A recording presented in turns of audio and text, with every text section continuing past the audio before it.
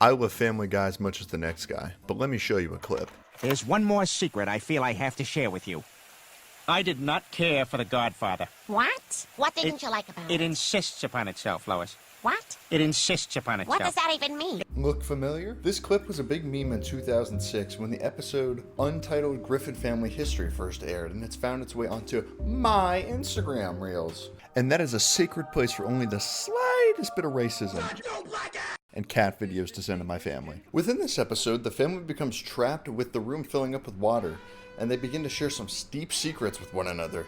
Peter then drops the famous line when talking about The Godfather. It insists on itself. Peter, what does that even mean? For context, The Godfather is a movie with a length of 2 hours and 55 minutes that gets glazed more than a damn donut factory about how great it is by critics and movie bros alike. The Godfather is the most memorable, this magnificent, This is not only correct entertainment,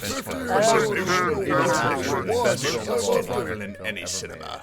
The Godfather is about an Italian mob war, and after an assassination attempt on the Big G father, Michael Corleone, played by Al Pacino, who said no to the family business, becomes the big pasta of the Corleone family. And if you're upset that I'm spoiling a movie that came out over 50 years ago, I don't know what to tell you, but I just saved you 3 hours of your life.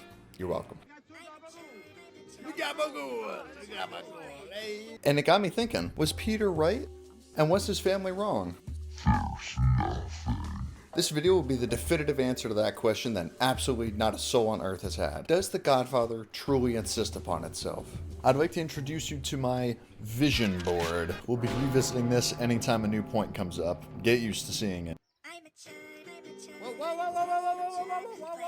Before we get into the conclusion, I don't want to see your little sausage fingers scrolling on that timeline to the end. Trust me, promise it gets interesting. Hey! I said stop it. Sit down, lay down. Listen, the schizophrenic is talking. But what does it mean to insist? What is the English language? And what the hell is that dog doing? By definition, to insist means to demand forcefully or declare something, especially when others disagree.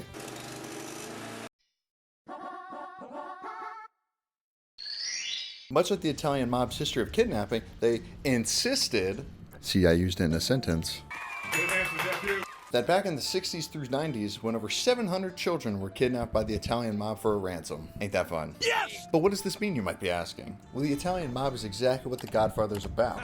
So now we have a reference point between The Godfather and real life. Now forget everything I just said entirely. The internet seems quite divided on what it means to insist upon itself. $1,000. Oh, no! The swastika? When you watch a movie, you get the metaphor analogy it's trying to make, but it keeps hammering itself over and over again. And from an example with Family Guy, because that's what we all understand, right?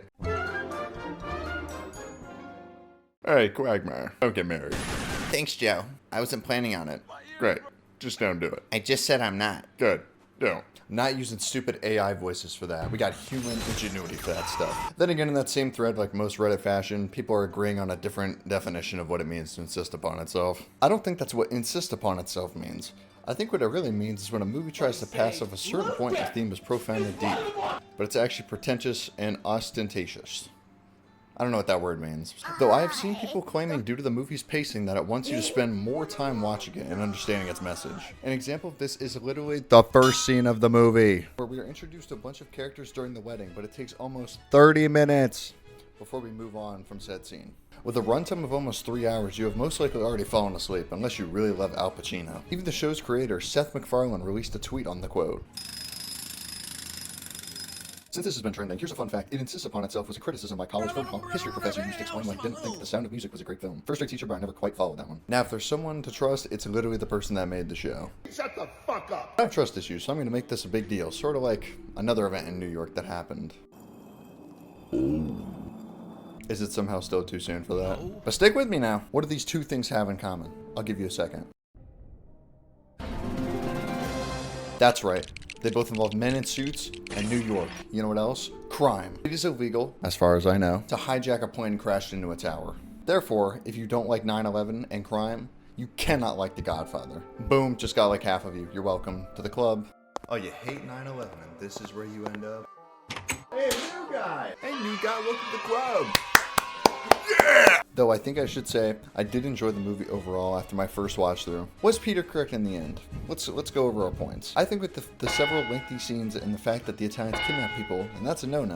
Yeah, just because it happened in real life, means you're still losing points for the movie. Sorry. I'm going to say that Peter was correct, and The Godfather does, in fact, insist upon itself. I hope this video left you confused, angry, and with far more questions than you got answers to. Feel free to argue and scream at me in the comments. Have a great day or night. Toodles.